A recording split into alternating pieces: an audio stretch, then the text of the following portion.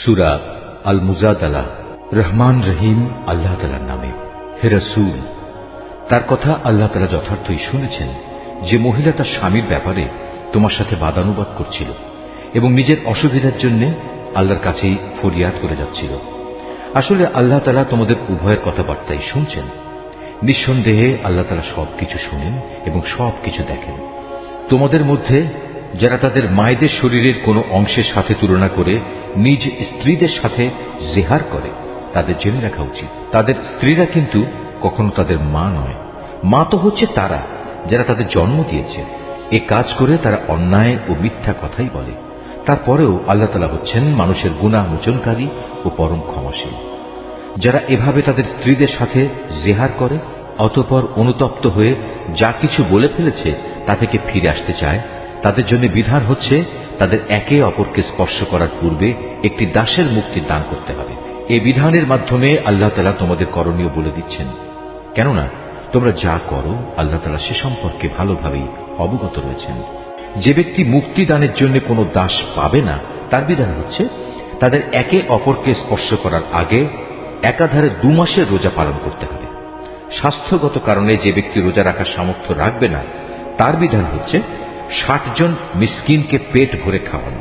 এই বিধান এজন্যই তোমাদের দেয়া হচ্ছে যেন তোমরা আল্লাহ তাআলা ও তার রাসূলের উপর ঈমান আনো। মনে রাখবে, জিহারের ব্যাপারে এ হচ্ছে আল্লাহর নির্ধারিত সীমারেখা। যারা এই সীমা অস্বীকার করে তাদের জন্য রয়েছে মর্মন্তুদ শাস্তি। যারা আল্লাহ তাআলা ও তার রাসূলের বিরুদ্ধাচরণ করে তাদের তেমনি ভাবে অপদস্থ করা হবে যেমনি করে তাদের আগে বিদ্রোহী লোকদের অপদস্থ করা হয়েছিল। আমি তো আমার সুস্পষ্ট আয়াত নাজিল করে দিয়েছি। যারা এসব আয়াত অস্বীকার করে তাদের জন্য অবশ্যই অপমানকর শাস্তি থাকবে। যেদিন আল্লাহ তাআলা এদের সবাইকে পুনরায় জীবন দান করবেন, তখন তাদের সবাইকে তিনি বলে দেবেন তারা কি করে এসেছে। আল্লাহ তাআলা সে কর্মকাণ্ডের পুঙ্খানুপুঙ্খ হিসাব রেখেছেন, অথচ তারা নিজেরা সে কথা ভুলে গেছে। সেদিন আল্লাহ তাআলা নিজেই তাদের সব কয়টি কাজের সাক্ষ্য প্রদান করবেন।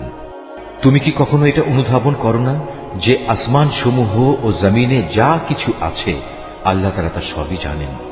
কখনো এমন হয় না যে 3 ব্যক্তির মধ্যে কোনো গোপন সলা পরামর্শ হয় এবং সেখানে চতুর্থ হিসেবে আল্লাহ তাআলা উপস্থিত থাকেন না, এবং 5 জনের মধ্যে কোনো গোপন পরামর্শ হয় না যেখানে ষষ্ঠ হিসেবে তিনি থাকেন না। এ সলা পরামর্শকারীদের সংখ্যা তার চাইতে কম হোক কিংবা বেশি, তারা যেখানেই থাক না কেন আল্লাহ তাআলা সব সময়ই তাদের সাথে আছেন। অতঃপর কিয়ামতের দিন আল্লাহ তাআলা তাদের সবাইকে বলে দেবেন তারা কি কাজ করে এসেছে। আল্লাহ তাআলা সর্ববিষয়ে সম্মুখ অবগত রয়েছেন। তুমি কি তাদের লক্ষ্য করনি যাদের আল্লাহ তাআলা ও তার রাসূল সম্পর্কে কোনো গোপন কানাঘুষা করতে নিষেধ করা হয়েছিল, কিন্তু তারা ঠিক তারই পুনরাবৃত্তি করল যা করতে তাদের বারণ করা হয়েছিল। তারা একে অপরের সাথে সুস্পষ্ট গুনাহের কাজ মাত্রাতিরিক্ত বাড়াবাড়ি ও রাসূলের নাফরমানির ব্যাপারে কানাঘুষা করতে লাগল।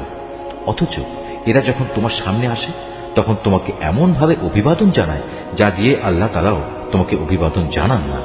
আর এসব প্রতারণার সময় ওরা মনে মনে বলে, আমরা যা বলছি তার জন্য আল্লাহ তাআলা আমাদের কোনো প্রকার শাস্তি দিচ্ছেন না কেন? তুমি তাদের বলো, জাহান্নামই তাদের শাস্তির জন্যই যথেষ্ট। তার আগুনে পুড়ে তারা দগ্ধ হবে। কত নিকৃষ্ট হবে সেই বাসস্থান।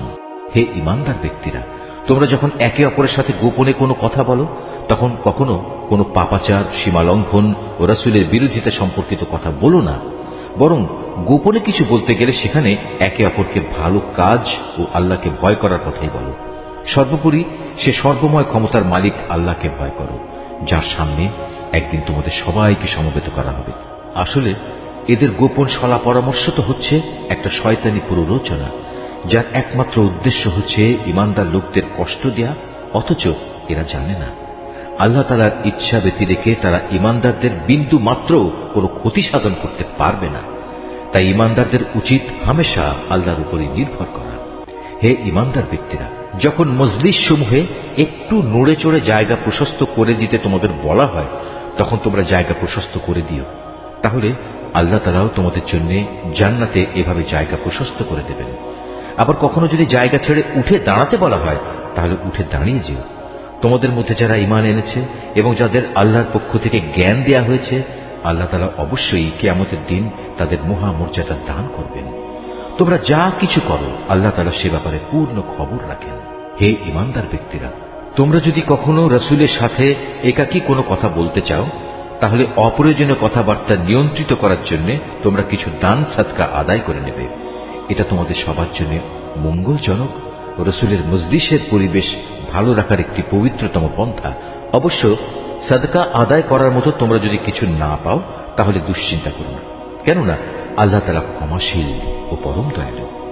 তোমরা কি তোমাদের একাকী কথা বলার আগে সাদকা আদায় করার আদেশে ভয় পেয়ে গেলে?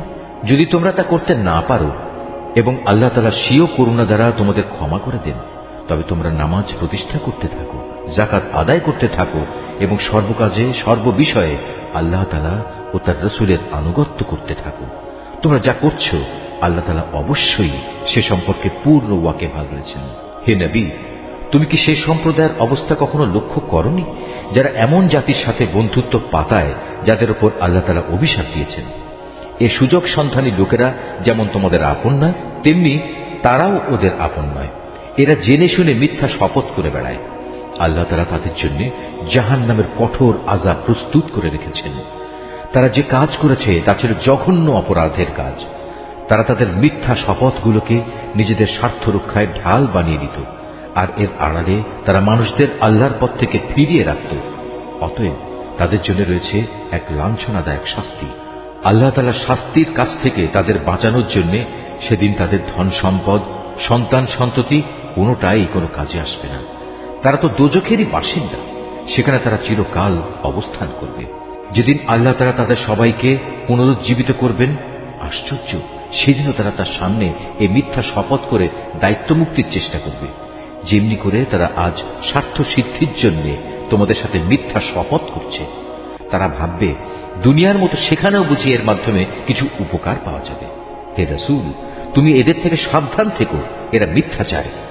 আসলে শয়তান এদের উপর পুরোপুরি প্রভাব বিস্তার করে নিয়েছে। শয়তান এদের আল্লাহর স্মরণ সম্পূর্ণ ভুলিয়ে দিয়েছে। এরা হচ্ছে শয়তানের দল।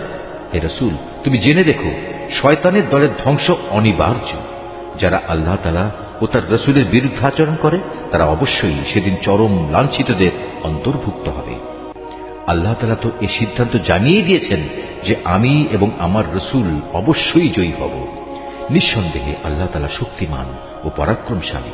হে রাসূল, আল্লাহ তাআলা ও তার রাসূলের উপর ঈমান এনেছে এমন কোন সম্প্রদায়কে তুমি কখনো পাবে না যে তারা এমন লোকদের ভালোবাসে যারা আল্লাহ তাআলা ও তার রাসূলের বিরুদ্ধাচরণ করে।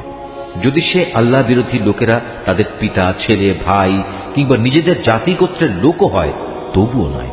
এই আপোষহীন ব্যক্তিরাই হচ্ছে সেসব লোক যাদের অন্তরে আল্লাহ তাআলা ঈমানের ফয়সালা এঁকে দিয়েছেন এবং নিজস্ব গায়বী মদদ দিয়ে তিনি এই দুনিয়ায় তাদের শক্তি বৃদ্ধি করেছেন। কিয়ামতের দিন তিনি তাদের এমন এক জান্নাতে প্রবেশ করাবেন যার তলদেশ দিয়ে ঝর্ণাধারা প্রবাহিত হবে। তারা সেখানে চিরকাল থাকবে। সর্বোপরি আল্লাহ তাআলা তাদের উপর প্রসন্ন হবেন এবং তারাও সেদিন তার উপর সন্তুষ্ট হবে। এরাই হচ্ছে আল্লাহ তাআলার নিজস্ব বাহিনী। আর হ্যাঁ, আল্লাহর বাহিনী শেষতক কামিয়াব হয়।